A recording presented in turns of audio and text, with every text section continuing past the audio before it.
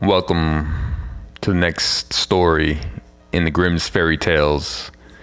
This is the YouTube channel I Read You to Sleep, where we do just that. As you listen to the dulcet tones and deep bass tones of my voice, let it rock you to sleep with the gentle classical music in the background. Here we go. Lay back and enjoy. Hans in luck. Some men are born to good luck. All they do or try to do comes right. All that falls to them is so much gain. All their geese are swans. All their cards are trumps. Toss them which way you will. They will always, like poor puss, alight upon their legs, and only move on so much the faster. The world may very likely not always think of them as they think of themselves. But what care they for the world? What can it know about the matter? One of these lucky beings was neighbor Hans. 7 long years he had worked hard for his master. At last he said, "Master, my time is up. I must go home and see my poor mother once more. So pray pay me my wages and let me go." And the master said, "You have been a faithful and good servant, Hans. So your pay shall be handsome." Then he gave him a lump of silver, as big as his head. Hans took out his pocket handkerchief, put the piece of silver into it, threw it over his shoulder, and jogged off on his road homewards. As he went lazily on, dragging one foot after another, a man came in sight, trotting gaily along on a capital horse.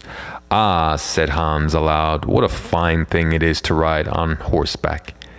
There he sits, as easy and happy as if he was at home, in the chair by his fireside. He trips against no stones, save shoe leather, and gets on he hardly knows how."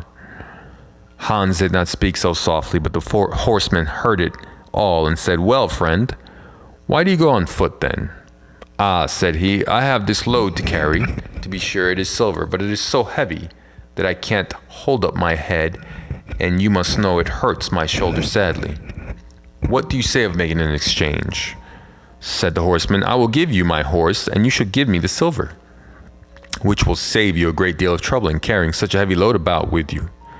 "With all my heart," said Hans, "but as you are so kind to me, I must tell you one thing. You will have a weary task to draw that silver about with you." However, the horseman got off, took the silver, helped Hans up, gave him the bridle into one hand and the whip into the other, and said, "When you want to go very fast, smack your lips loudly together and cry, 'Yip!'" Hans was delighted as he sat on the horse, drew himself up, squared his elbows, turned out his toes, cracked his whip, and rode merrily off. 1 minute whistling a merry tune, and another singing, "No care and no sorrow, a fig for the morrow. We'll laugh and be merry, sing neigh down the dairy." After a time, he thought he should like to go a little faster, so he smacked his lips and cried, "Yip!"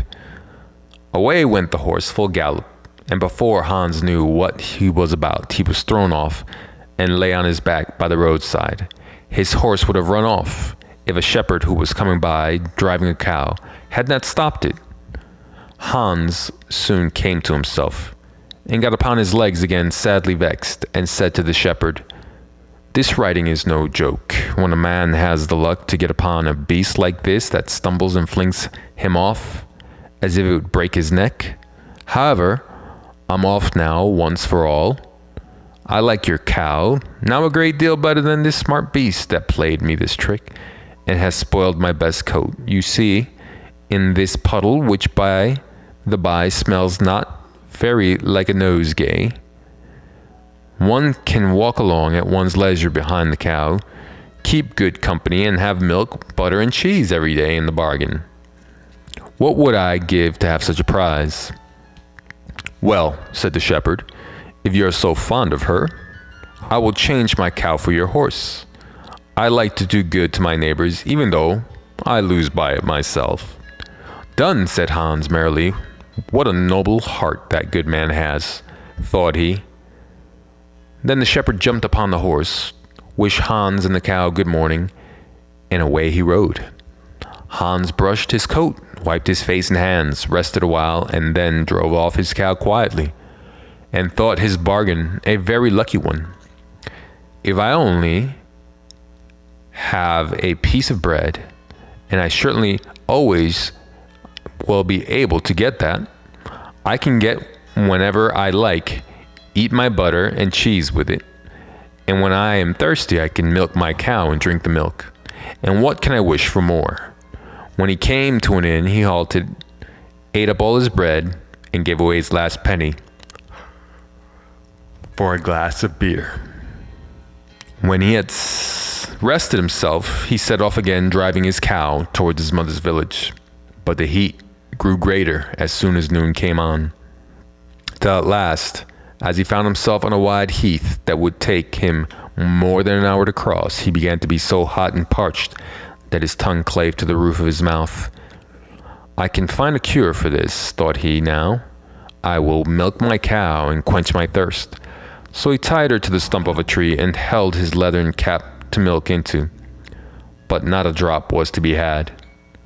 Who would have thought that this cow, which was to bring him milk and butter and cheese, was all the time utterly dry?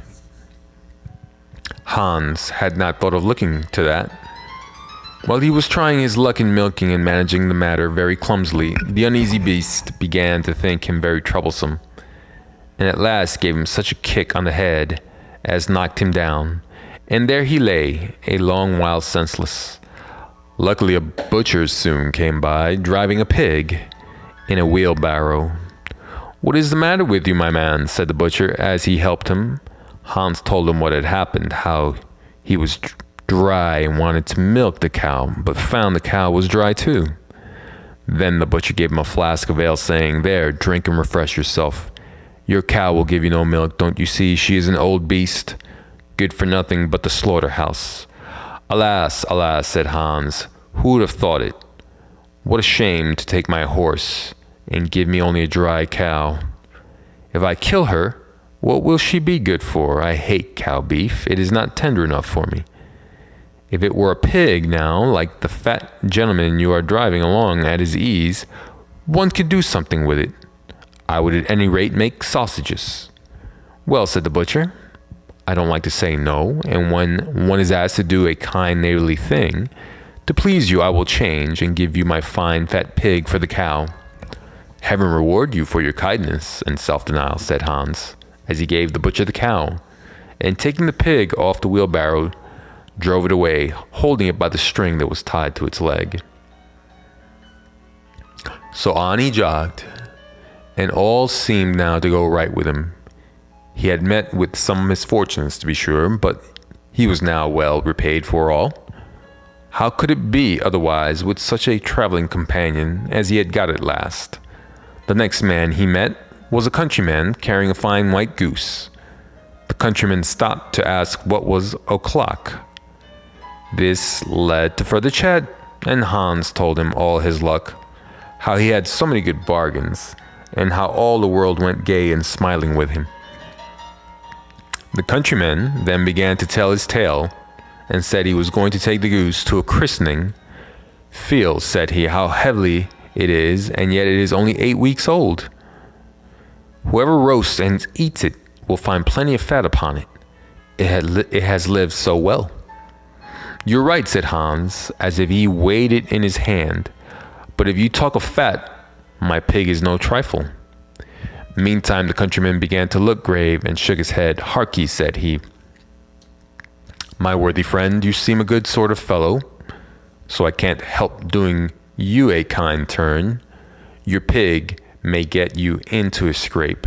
In the village I just came from, the squire has had a pig stolen out of his sty. I was dreadfully afraid when I saw you that you have got the squire's pig. If you have, and they catch you, it will be a bad job for you. It will be the least they will do will be to throw you into the horse pond. Can you swim?" Poor Hans was sadly frightened. "Good man," cried he, pray get me out of this scrape. I know nothing of where the pig was, either bred or born, but he may have been the squire's for aught I can tell. You know this country better than I do. Take my pig and give me the goose. I ought to have something into the bargain, said the countryman. Give a fat goose for a pig. Indeed, 'tis not everyone would do so much for you as that. However, I will not be hard upon you, as you are in trouble. Then he took the string in his hand and drove off the pig by a side path, while Hans went on the way homeward, free from care. After all, though thought he, that chap is pretty well taken in. I don't care whose pig it is, but wherever it came from, it has been a very good friend to me. I have much the best of the bargain, for there will be a capital roast. Then the fat will find me in goose grease for 6 months. And then there are all the beautiful white feathers. I will put them into my pillow, and then I'm sure I shall sleep soundly without rocking. How happy my mother will be. Talk of a pig, indeed.